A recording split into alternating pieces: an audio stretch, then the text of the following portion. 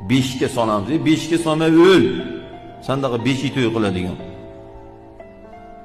Gadaylarni qilig'i mana shu narsa bu.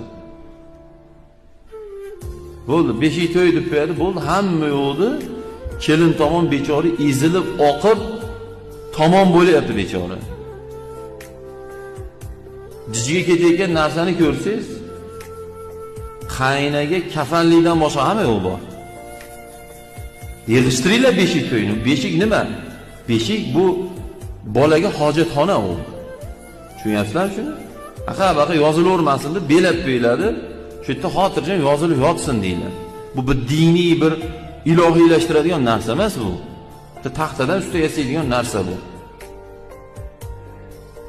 O'zi asli jo agar bir yo'q biz eplaymiz deydigan bo'lsa 5 yil umuman keragi yo'q. Bu nomi 5 to'y qilib qo'yadi, bolani 5 ga beramaydi. Maqsad kelin tomonidan narsa o'ndirish. Shu darajada ta'maga bo'lib ketdikmi?